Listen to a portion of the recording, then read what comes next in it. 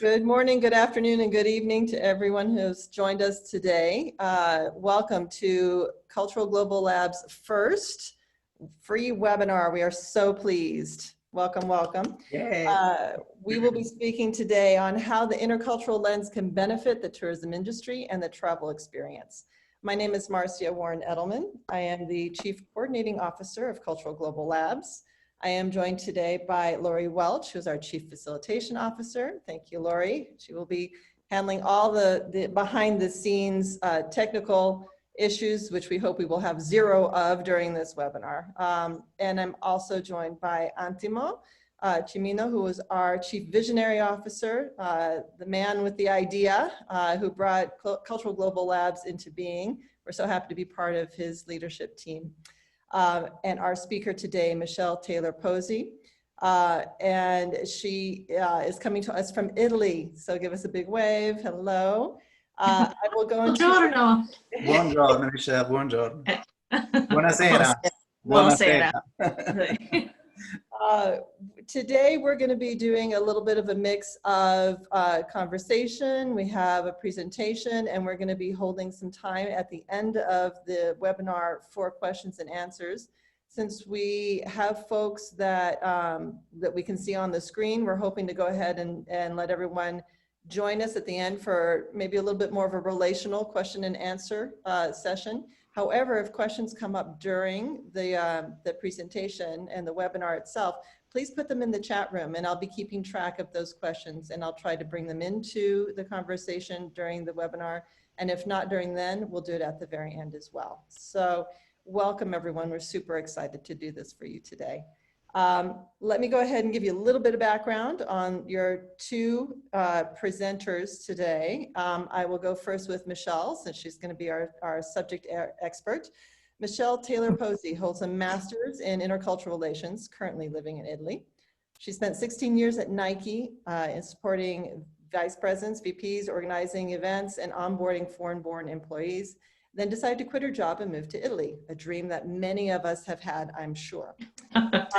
When she was in Italy, she began to lead US, American, and British tourists around Veneto and Trentino regions of Italy.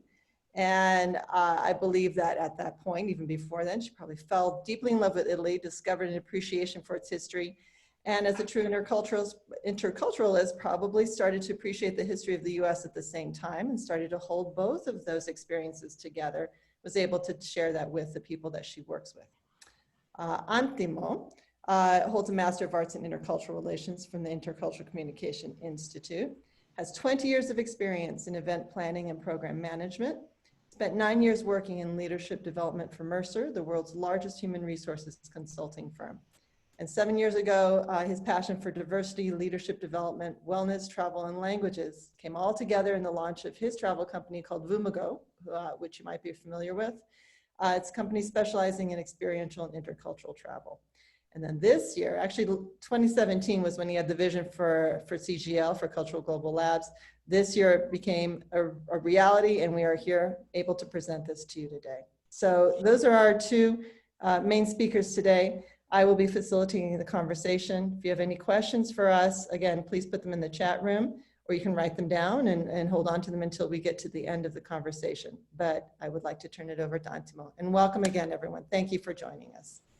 Yeah, thank you guys. This is awesome. We're very excited. We are recording this presentation so that for those who have signed up and are not able to log in right now, you will see that recording, you'll receive it, and we'll also post it on our website as a resource that is going to live there for a long time. This is a very beautiful encounter with Michelle.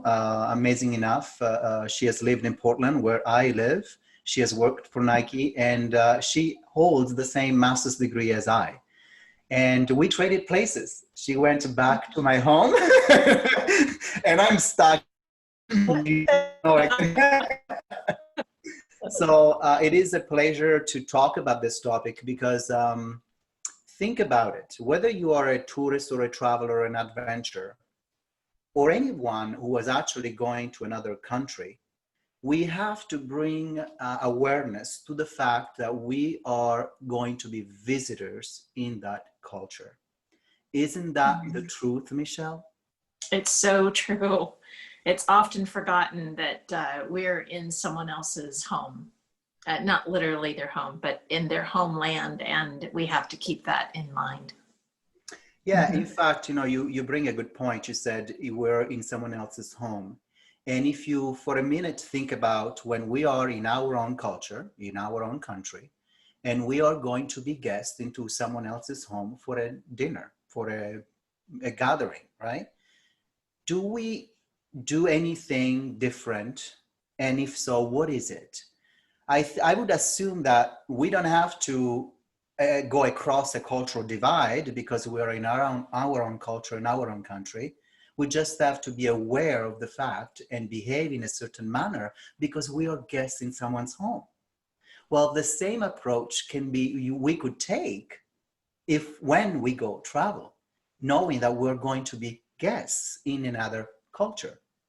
And so to this effect, I would ask you first, actually, Michelle, when we think about culture, when you think about culture, what is culture to you? Ooh, that's a good question. I think, I mean, as interculturalists, it's very easy to say, okay, it's our programming. It's how we were raised. It's how we think. It's where we're comfortable or not comfortable in particular situations. It's how we identify what behavior is acceptable and not acceptable. However, if we weren't interculturalists, what does culture mean? And I would venture to say, based on my conversations with the locals, people don't always know that there's a cultural difference or what that means other than art or music, so there's that awareness around, which I know we're going to talk about, but it's something that we have to keep in mind, that we might not know ours and the locals probably don't know theirs. Mm-hmm. And we need to bridge that gap somehow. Yeah, it's a wonderful point you make. The fact that in that interaction, the locals don't know their culture and the visitors also don't know their culture. But in essence, it's not that they don't know. They are not bringing into full awareness the impact of what they carry, what values they carry with themselves in that interaction. So for the sake of actually giving you a certain description, following a PowerPoint, if you will, I'm going to share my screen quickly and we'll go back and forth from the sharing to show you a definition of culture that, according, if you will, to the world of intercultural, can pretty much set the stage. So we often define culture as the software of the mind, if you will. It's the software that really programs who we are. These days, if you think about software and computers, you probably get more attention than if you think about human interaction. But instead, in essence, it's the way we see things, the way we see the world, all of those values that inform how we behave and interact with a person, any person from a different cultural background, as well as in your own home with another individual. So in a figurative sense, it's like putting on a set of lenses through which you see the world you interact with. And you make assumptions, you make judgments, and all of that. And finally, I'd say that culture is definitely a learned and internalized matter over time. So then, to that effect, and what you were saying before, Michelle, it's funny because I often hear Americans say, oh, we don't have a culture. And it kind of pains me to hear that. It's actually disturbing because people do have a culture, no matter where you're from. People have a culture. And I think this definition helps you identify that that's what it means. It's not the arts. It's not the how back in history does your country go, right? Right. It's exactly, and it's interesting because you're right. Most Americans wouldn't identify themselves as having a culture because we don't have a very deep history. However, I can guarantee you Italians or, my family in Costa Rica, they're the first to tell me, oh, you're so American, Michelle. And now it's just funny. I laugh loudly. I try to respect personal distance. I try to, what else? Try not to get in people's business, which, as you know, that's not a thing here. Those are some things that are very different. So we absolutely have a culture. We are projecting culture every single time we're interacting. And so to think that we don't have one is a misconception. Absolutely. Big misconception.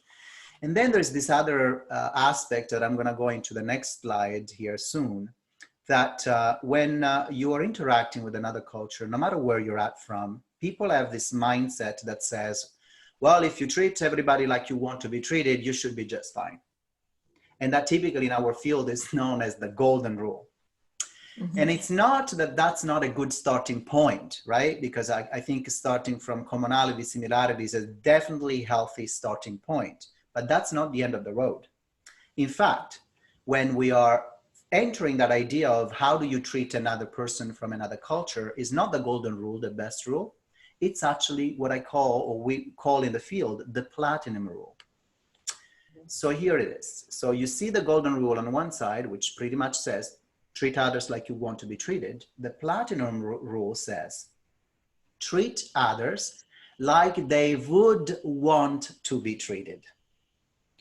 Which implies automatically that we don't know how they want to be treated, that we should engage in an interaction with them to find out how is it that you want to be treated. And it can be by either asking directly the question or by exercising your sense of curiosity to find out a little bit more details and layers of that person, of that culture, that then informs you on how is it that they want to be treated. Antimo, can I jump in here for a moment? Absolutely. It sounds like, to me, the difference between the two is the difference between being an observer, a visitor, and being a participant and someone who's aware and curious. Is that right? Yeah, I would say so. Yeah, I mean, a golden rule, and if you're a participant, you are likely to participate, let's say you're likely to participate in more of an homogeneous group, then you don't have to exercise much curiosity. But if it's the opposite, then curiosity is the number one aspect you should exercise to gather information, right? Right. I would even throw in there, to use a very American example. It's like going to Disneyland. If you're going to Disneyland, you're going to run around and everyone's going to Disneyland and you're all participating. I mean, to use that terminology, you're all participating in the experience, but you're not really doing anything to interact with the characters. If you're what was the other term you used, Marcia? Oh, an observer. And actually, yeah. So no, so you're observer, you're just kind of there, but you're there, you're part of it, you're experiencing it. But when you are, so that would be the observer. So if you're a participant, then you're actually engaging with the characters. You're understanding what their experience is being a character. What's it like to work there? What's behind the scenes like? Yeah. And it might change your perspective of what Disneyland is like, but you also have a better understanding of the culture of Disneyland. Yeah, and Michelle, let's, for the sake of bringing this into that specificity of intercultural as pertaining to tourism, hospitality, mm-hmm. travel, I'm going to make one example, and I'm pretty sure you have many, drawing from our experience as tour leaders and tour operators, if you will, in this business.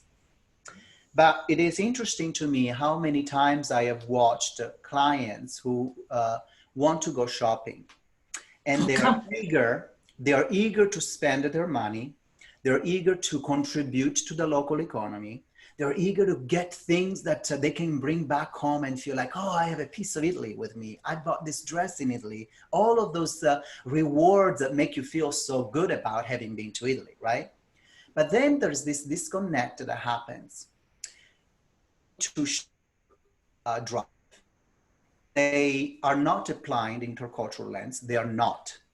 And what I experienced, so this is a specific example in the Italian culture. What I experience is that whether it's a high-end store, whether it's a just a regular store off the streets, that people will go to the produce, whatever they are, anything that they want to buy, and they start really messing around and trying it on, and they may have 3-4 dresses that they want to try on. And I watch the local attendants who are like rolling their eyes, and because obviously the disconnect there is they don't know the rule of engagement. They don't know the sensitivity around what does it mean to show customer service. They are simply saying, hey, I'm here to contribute and spend some money. I'm excited. And so there is the first thing about, if we could only stop and be in observant mode, we could scan the environment quickly and realize that actually the attendant is trying to engage and say, how can I help you in a way that maybe you have a question, I'm looking for this, and then they start putting out different things that will help you and feel a lot more engaged in that process with you, rather than feeling I'm an individual, this is a store, I'm supposed to grab stuff, and that's not the way you do it, right? So do you want to also add to that? Is that been your experience where all of a sudden there is friction between the buyer and the host because that's not the way it's done? I don't, I mean, the experience that I've had with the guests going shopping is, it's like, okay, we're doing a tour of the city, and then they're like, but where's the shopping? And then they tend to go to the stores of the brands they already know, which is odd to me. Where I really see the cultural gap and friction is in restaurants. They're all excited about having Italian food, but they're thinking Italian food US version. So when they don't get spaghetti and meatballs, they're put off, or there's not ice in the glass, or the pizza's too big, or how come there isn't any vegetables, or like instead of asking what's a typical meal, and how, like, I mean, one thing that continually between the Americans and the Brits, they are overwhelmed with the meals, which usually is like a salad bar, not to be overwhelmed. yeah, that so there's, you have like a salad bar, which is a very, very not American salad. I mean, it's small comparatively. Then there's the primi, the first plate, which is usually a pasta or a soup. Then there's the main dish, which is not vegetables, maybe a little bit of, a cooked vegetable, a small, but that's where there's the meat or the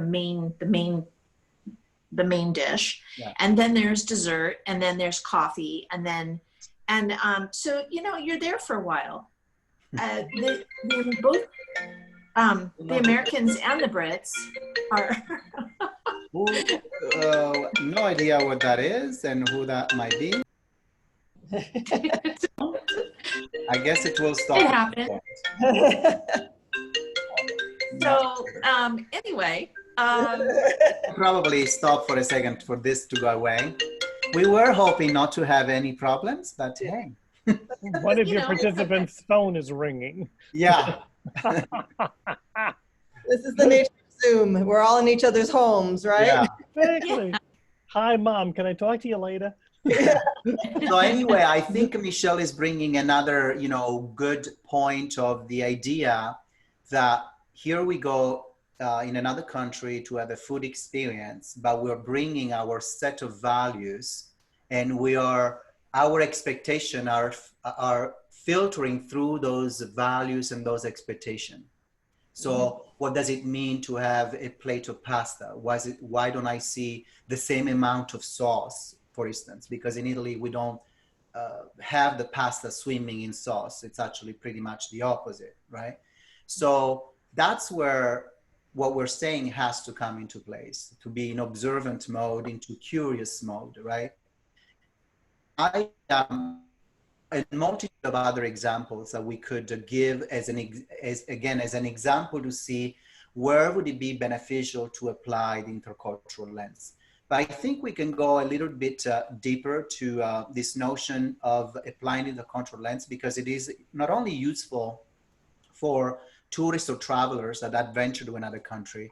But I think it is also particularly useful for the locals, any locals that is giving you a service, whether that is welcoming you at the hotel, whether that is at the restaurant seating you, or whether that is any other services related to that travel experience. So one other slide that I want to share with you is that, again, why is applying the intercultural lens important?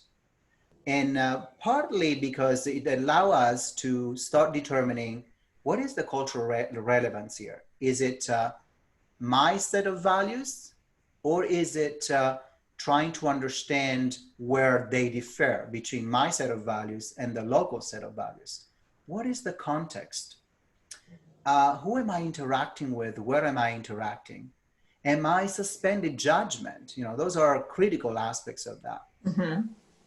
And then, yeah, and then the cultural sensitivity response, which it's simply saying, if we all want to have a win-win situation at the end, whether it's the shopper and the shopkeeper, whether it's the restaurant goer and the attendant at the restaurant, whatever the situation is, we both want a positive experience.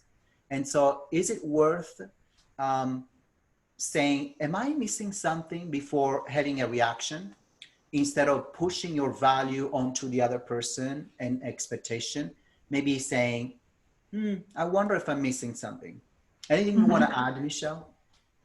I mean, you're nailing it. The asking why is critical, and being curious and being really, really observant, because if you go in and you see that the waiters are being a little awkward, you know, you might want to ask them, hey, you know, I want to really experience where I am. So what do you recommend? And what is typical? And, you know, you might hear something like, well, horse meat stew is typical for this region, which is true in Verona. And, you know, not a lot of people think that sounds good, but it's awesome. It's actually rather good. But so, you know, like, okay, well, what do you typically, what type of wine do you usually have with this and or with that? And they are so willing to share their expertise. And then they also become aware that these are questions that might be normal for them, but it's new for, you know, that's not everyone does the same thing. So it's a win-win. Yeah, and this leads also to that other notion of building a relationship, right? I mean, Yes. you don't have to live in a country to build, to rely on relationship. Even just a visit of 2 weeks, you need to understand that establishing rapport and a relationship is a magical experience, especially in a culture that is so people-oriented, so high context, so emotionally connected.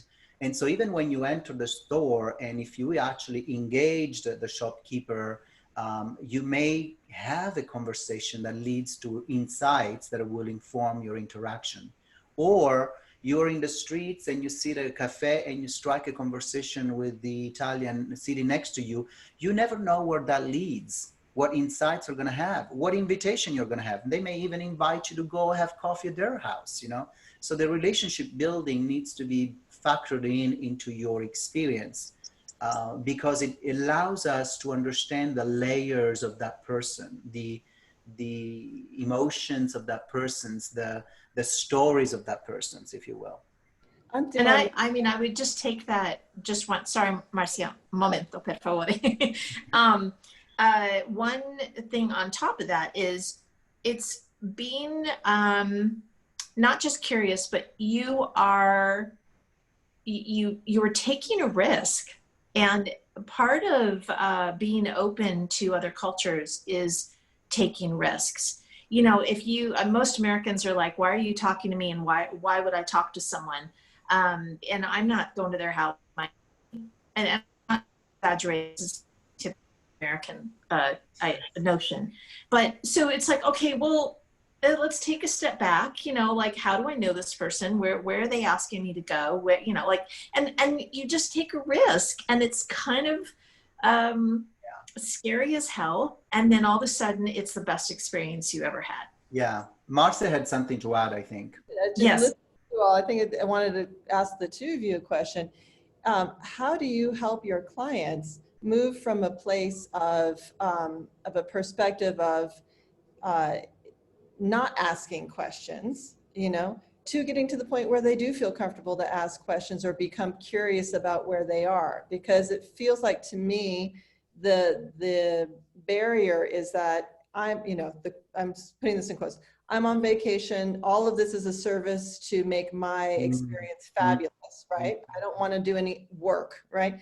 But the curiosity and the awareness, it requires you to become a little vulnerable and requires Exactly. you to take that risk. So how do you help your clients get to that place where they might have a much more rich experience through vulnerability and risk when they're on vacation and they don't want to do anything like that, perhaps? Antimo, you go first. Well, you preceded me in the use of the word vulnerability. So I tell my clients to be vulnerable in the respect of, don't be afraid if you think you're gonna make a mistake, if you're gonna step into something that you don't understand fully, because on the host side, they know you are a guest. They don't have an expectation that you will know everything, so that if you did make a mistake or didn't pronounce something correctly, you may get this laughter or giggle of feeling that you're cute to them. And people say, oh, but if they laughed at me, I feel bad. But don't we rejoice and laugh in the US when we hear somebody that in a different accent from a different culture that is trying to say something, but it isn't quite correct, and we sort of laugh, but we don't laugh to make them feel bad. We laugh because we're happy they're trying, and it feels cute. If it's actually exotic and attractive, that, oh my God, he said something and it sounded so beautiful and so amazing. So the same is when you're visiting yourself in another culture to begin with, but that vulnerability also opens the door to that relationship building. And then I tell my clients, you have to understand that one of the most important things in an Italian culture, high context, Latin culture, closer to the Equator culture, is that sense of warmth, is that sense of relatedness, is that sense of emotional connectedness. If you are distant, if you don't show any involvement, any curiosity, you will get kind of the same standoffish thing and not so much curiosity from their side either. Imagine when they're curious about you and you're curious about them, what amazing things can happen. Yeah. So really quick. So today I went to the farmer's market, and I always confused pesce and pesca, which is fish and pear. So I asked the lady for peach. And I'm like, oh, I'll have three peach. And I said, 3 fish. I'll have 3 fish, please. And she looked at me and she knew what I was saying. And then and she's like, pesca. And I'm like, and I was so embarrassed because there's, people standing around, and I'm like, so then what's the plural? Okay. That's just it's just fun. Yeah. But, how do you, back to Marcia's question, how do you basically ignite curiosity or just like, ignite curiosity in travelers? I have found that it's easier for me as an American to do that with the Brits than it is for me to do it with the Americans. Americans don't seem to take kindly to an American in Italy, where the Brits, because I'm a novelty, I can talk to them and I can be curious with them. So I ask them questions about their home country, and then ask them, because there's people from all over England or all over the UK, and they're like, oh, well, in this part of England or in Scotland or in Wales. And then they start realizing that they have variations within their own country. And then I can slip in information about Italy. And then they're like, well, why is that? Or where is that? Or how? And then it starts to kind of, it sort of blossoms, and not as much as I'd like it to in a week, but it's almost like an inquisitive and comparative approach, right? Where you're showing interest in their culture, making them feel good and welcome, proud, but then you're also switching it. And this in our culture looks like this.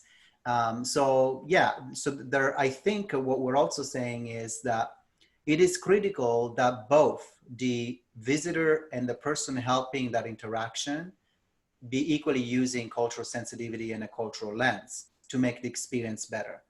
We also have to think that whether you're in hospitality, tourism, travel, of course, if you're doing giving a service, your life depends on it. You need to make money. So there's this notion of an ROI at play. That I need to get I need to get some money. I need to get some business. So the more important, therefore, is to engage in this kind of level of thinking, because a happy engagement, whether it's at the store, at the restaurant, at the boat, at the taxi, whatever that might be, a positive engagement will lead to positive results. But if there is friction because we're not understanding each other's culture, that shopper is going to leave the store, is not going to buy anything, is not going to buy as much. That person may not go back to the same hotel. That person may not get dinner at the hotel because it has had enough of being treated a certain way. So we have, in the travel industry and service, we have to truly stop and think about the importance of this notion. And I'd say one other thing. Sure, I understand that during very normal times when travel is peak and there is only a very small window of taking some time off, and people will just, after 6 continuous months of providing services, they will want to turn off and go on vacation. But right now we have the luxury, sadly, with the circumstances of travel not being so high, to stop and pause and actually dedicate time into researching about this intercultural business. We do have time to say, could I invest a little bit of my money and time to understanding this deeper so that I can bring it back to my business and have a better interaction with the tourists when everything starts up again? Do you have the humility, the learning humility to say, I am missing something. I need to learn something else. So this is what happens that I see in many cultures, that they are providing a service. They know, well, they like to come here to France. They like to come to Venice, but they don't think of their role in how can they actually advance their business? How can they improve the interaction of what they provide? Because guess what? They like it to come here. They like to spend their money here. So what are you doing? What are you doing to enhance your ROI? And this is the time, I think, to do so and to think about the importance of this, because it does also promote that greater understanding of a multitude of cultures. And if you are in the travel and hospitality business, your intercultural lens is critical, because you're not dealing with just one culture exchange. You're dealing with the whole world coming to visit you, and everybody is bringing a different set of lenses. So that's another insight. Yeah, very true. And it is a wonderful time to if you can, to get around, to learn more, to to understand better. I mean, like I haven't, I've never been to the South in 3 years I've been here. And I finally got down to Napoli and to the Amalfi, and wow. But I also found that I have personal preferences as my own travel. I much prefer the off the beaten path. What did the locals do versus the Amalfi was amazing, but it's super touristy. But I should learn it. I should understand what is it that I can bring to my traveler, to the guests that come with me. What can I give them some insight about the local? Yeah, and that's definitely the perspective of a tour guide, tour leader that has to inform, and then you being in the culture of where you're yourself a guest, but yet providing service. It's also a good point, and you're doing that and taking advantage of that. But I'm also talking about anybody in Italy, anybody in France, anybody in Portugal, Spain, wherever in the world you're sitting, that you are really and you're providing service. How important it is to take the time to understand that interaction deeper, to understand what does it mean, to be culturally sensitive and appropriate. because again, ultimately, while you go to work to make money, the quality of your interaction matters and informs a lot more things that you give yourself credit for. You know, it's not just let me go to work. I'm selling, ceramics and whatever, and that's the end of it. There is much more to that interaction. So Perfect. we also know that people probably are wondering, so what can I do? How can I do it? How can I practice? Where do I start to do this? Because the mistake one can make is, well, we're all human beings. We all like to be treated with respect, and you don't buy into the notion that there is more skill sets or more insights that you can gather by learning more. So to go into that, I have summarized just the 6 basic things, really basic, that can, no matter where you're sitting in the travel industry, hospitality, you can think about these 6 things and maybe even check and say, if everything had a scale of 1 to 10, where am I at in respect to number 1, number 2? And then you can take a snap picture and see, wow, I see I have a gap in this. And maybe you can start identifying that that's where you can start doing a little bit more observation, curiosity, and learning. So for instance, I think self-awareness is the number 1 piece. Because whether you are the receiver or the provider of a service, you have to think about, how does my own cultural programming, my own values, affect the conversation, the interaction. So you have to think about your values, your beliefs, and how your perception works if you're drawing from your own values. Becoming more truly self-aware about your own culture that typically we don't think about because we are the fish in the water, right? But as soon as we are outside, we go, oh, right, something is up. I recognize something. So put yourself in that position. Anything to add, Michelle? Yes. I think asking the question, what might I not know? I love that the idea of being a fish in the water, you're just swimming around but what is it that I might not know? Why do I believe what I believe? Why do I think that this is better than that? And how do we, if once you can tease through some of it, you can actually start receiving information from other cultures. Until that point, you don't even know that you have a perspective, that is limiting.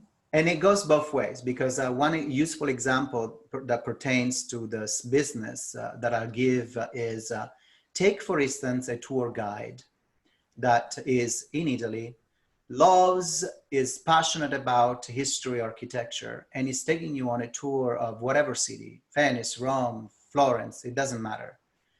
And I've observed this a lot with my own clients, where they so love what they have to share that they're not thinking necessarily about outside of the box, or even observing what the interaction with the clients they're serving. And that can be even a multicultural group, right? We're not talking, I'm giving a tour to a group of 6 Americans. No, let's say you have 18 people in a group and they're all from different countries.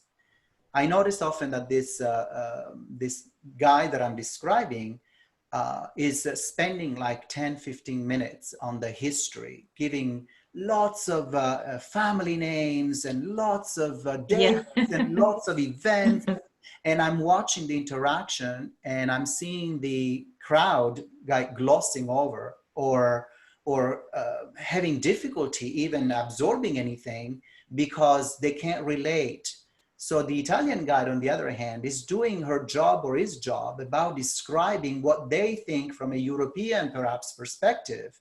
Mm-hmm. We'd like to know and in the history of when and where and who was involved to give us that complete picture of why this is relevant. Well, for other cultures, they may want to know the basic, maybe the overall year, and one family that was responsible for making that castle into a fortress or whatever, and then move on. Or tell a story about things, engage them differently. And so I watched that, and this is who I'm speaking to, right? That self-awareness of saying, who do I have in my group? How am I talking about this particular site? How long for? Am I scanning the crowd? So Agreed. yeah, we'll try to make examples to contextualize it as we go through this list. We talked enough about curiosity. I don't think we have to go over that as much anymore. Knowledge. The knowledge is, you know, yes, you have to acquire the general knowledge of a culture as well as the specific knowledge. But when we say knowledge, we have to be very, very careful, because knowledge also has to be a lived experience on our skin. It can't be just what I heard somebody saying about this site, that culture, these people, Yeah.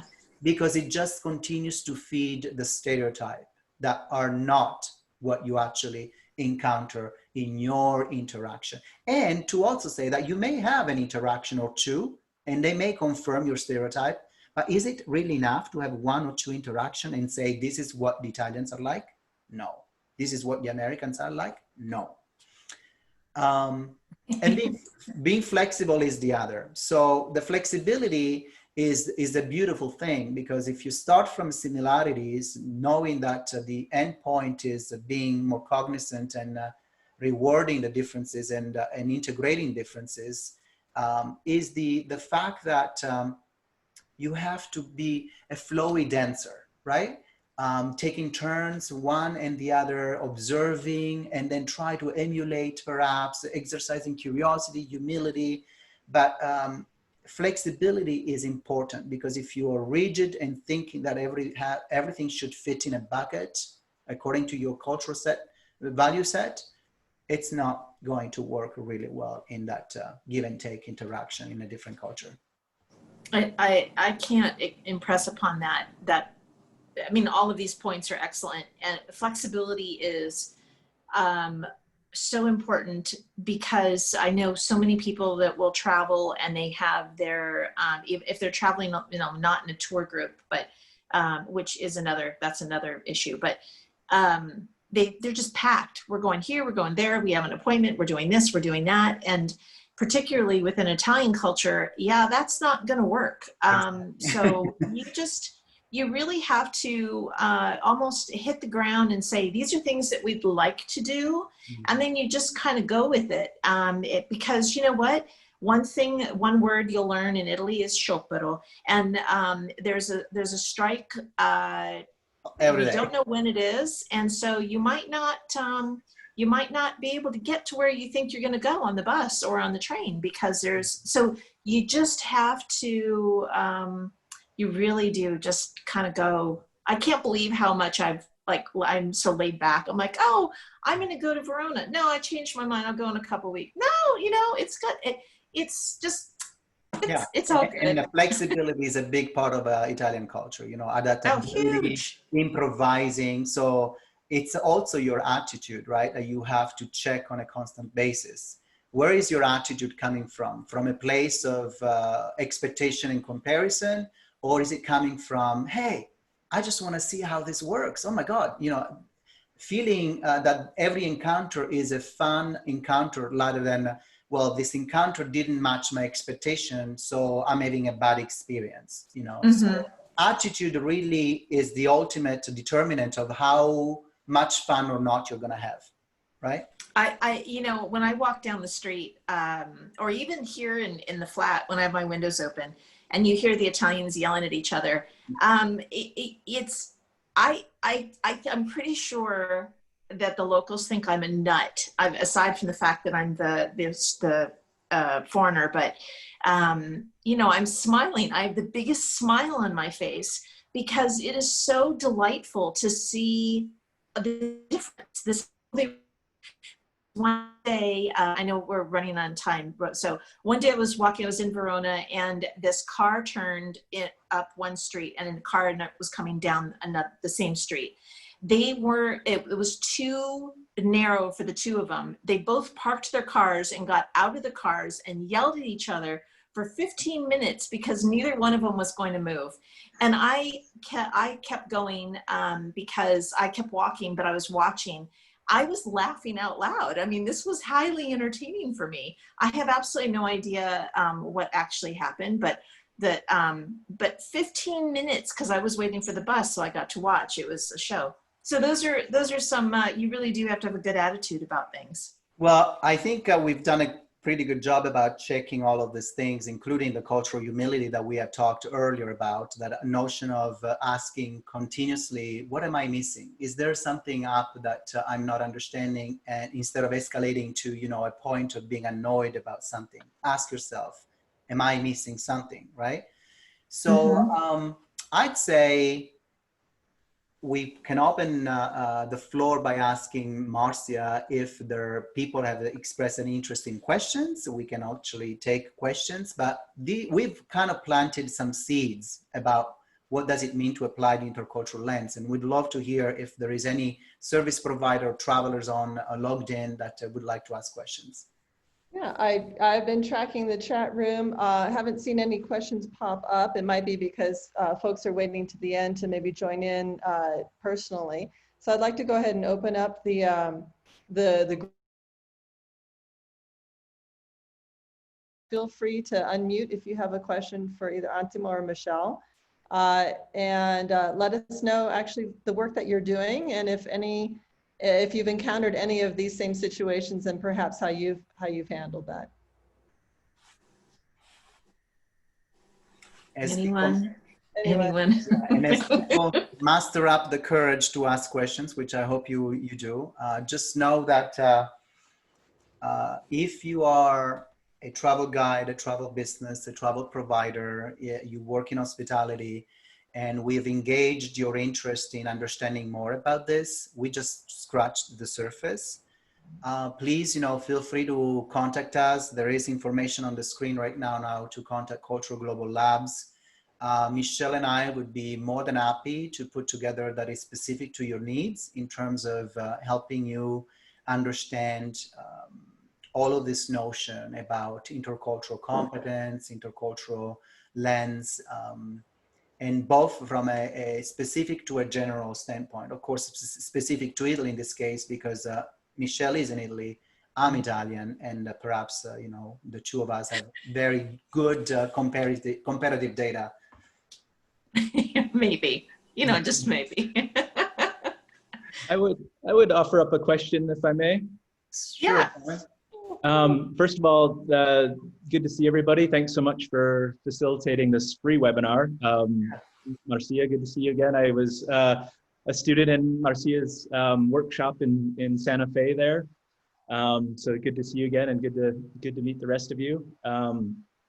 So I'm coming more from sort of an international education background and experience, and I've sort of found myself working conventional tourism here in Colombia. So I was wondering what you guys thought about, in international education and some of these other pedagogies like service learning, which is another one I'm very fond of and think can be a great tool for sort of transformative learning experiences and tourist experiences. And so with things like service learning, they utilize this sort of pre-departure, reading and sort of material packets and such to really get people, essentially with service learning, they sort of switched it around, and there's this camp of thought now calling it learning service, right? Before you can actually go to a different community and propose to serve it or help it, you have to know as much as you can about the community that you're entering. And again, I liked the language that you used about being, visitors and host communities. I think that's very important. So my question, again, sorry it's okay. A long one, but are you guys seeing sort of, these pre-departure packets, for clients and such? As you know, there is an overwhelming amount of prepackaged solutions that put the ownership onto the user to go over them. And we know how people are engaged or not by that style, are procrastinators, whatever is going on. There may be too much on their plate that they would say, well, I'll read this in the plane. It isn't enough. I would also encourage a better positioning of that message and that package as a joy of service. Because if it's not a joyful interaction, that is goes two ways, then why in the heck are you getting involved? Because if service implies the idea that you ultimately strive for being selfless and always present to others, and let me tell you, my groups normally are about 6-8 people. I can have 8 completely different people on a group. I can have 4 that are very similar and 4 that are not. And I strive to please every single one of them, no matter what walk of life or culture or background they have. Even one that may not be my perfect thinking other, right? I still provide that service from a joyful, happy place, striving for making them feel very good. And with the sensitivity that I have to, the joyful experience has to go both ways, but then there's the other element, the element of that broader culture around me. Are they also having a joyful experience? Because you can't control the external environment, right? I can control my own environment, my own group, but then when I go to a restaurant, when I go to a place, I don't know if everybody's having a bad day or something. So I have to even have a lens for that external environment. And most of the control is within ourselves. That's where it's self-awareness, curiosity, attitude, and so forth. Bravo. I mean, I'm going to add to that by saying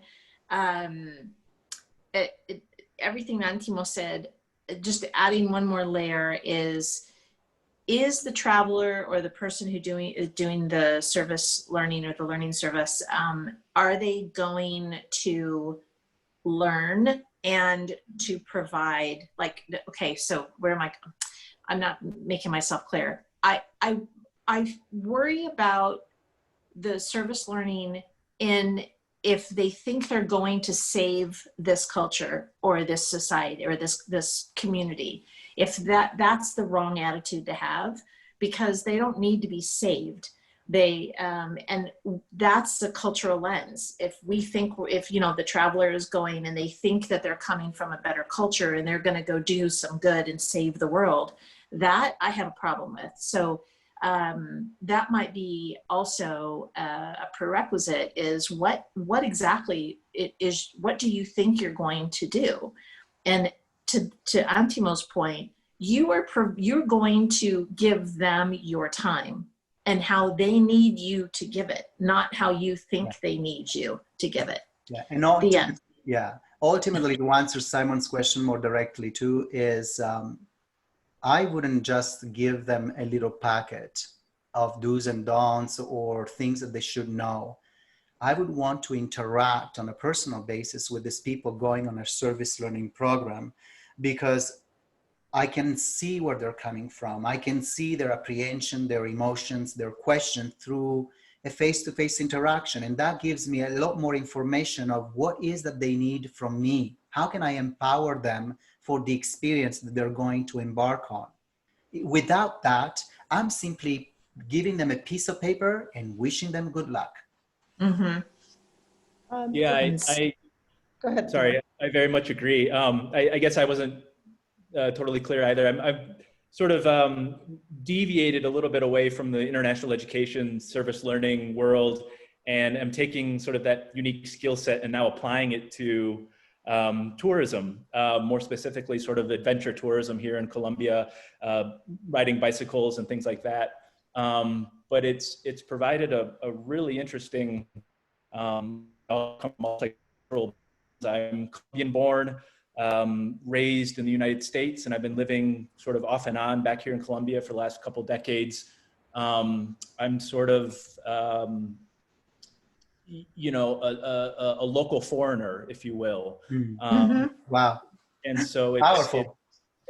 it's fun. You know, I sort of have the advantage of pulling both those cards, you know, like I can be the dumb foreigner, but I'm also, you know, a citizen of this nation, family here. So I sort of have that both those advantages, which is fun. But create some challenges as well. You know, especially during this pandemic, as soon as something is for sale, you know, people come to me first because they assume I have, you know, money coming from El Norte, you know? Yeah. So, but no, it's, I wholeheartedly agree with everything you said. You know, with some of these sort of Latin cultures, I'm not familiar at all with really any other part of the world, unfortunately, except Latin America. So I can't speak to other regions, but obviously here in Latin America, you know, the culture is, and I don't like to generalize because the culture is different here in Colombia than say in neighboring Peru, in other places. So it's fascinating. It's a very fascinating topic. But, you know, over the years and, you know, here in Colombia in particular, in this particular region, the coffee region, that draws in lots of, you know, tourists from Europe is more sort of their niche market than I'd say tourists from the United States. And I certainly have a better read on, you know, clients from the United States than I do Europe. But lots of Germans, which have their own sort of specific set of what they're expecting and what they like to, you know, everything has to be very structured and orderly or they get cranky. Where I think maybe North Americans have a little bit more of this go with the flow type, you know, attitude, which I can appreciate. But again, they're also expecting, you know, customer service, and my fellow Colombians would get very angry if they heard me say that customer service is not sort of a big thing here in Colombia. It's not to say that people are not, you know, don't want to please the customers, but they just don't see it.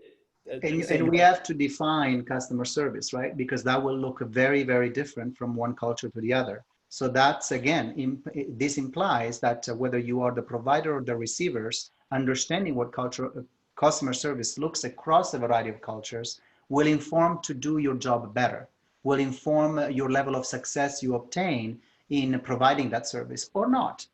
So that's what we are stressing here, that importance. Now, in the interest of time, I know we've reached the full hour. We may just go over 2-3 minutes more. Are there any other questions, Marcia? I just put out a call for one last round of questions. I'm not seeing anything come in. So I think probably since we're at time, I'd love Antimo and Michelle to share their last thoughts and maybe a little bit of hopes for this industry or envision of the industry as it would operate with an intercultural lens. Yeah, one point that I'd like to make, because the discussion has reminded me of that, is one thing that it's not to underestimate as we go forth and forward with this idea that the world will restart, whatever that looks like, and travel will restart, is that we pay attention about who do we hire? Who do we partner with? Because people who have intercultural experiences, people who have knowledge about intercultural, I think are definitely better suited. That doesn't mean that it has to be exclusionary, but imagining a group of people that provide services to have a decent amount of people with this level of experience and knowledge, how we can also train the rest of the organization to be more culturally sensitive. And then I'd say both Michelle and I are a perfect example of what I'm talking about, because we have a one foot in one culture and the other foot in the other culture. And we, when provide a service, we understand both cultures very equally and can be a buffer, can be a safety net, can be a good translator and moderator of friction that we may see coming and anticipate and solve. And I'll pass it on to Michelle to see if this is true for herself and your experience so far. It's very true, because being here and coming from a Latin family, so Simon, I understand the whole Latin America.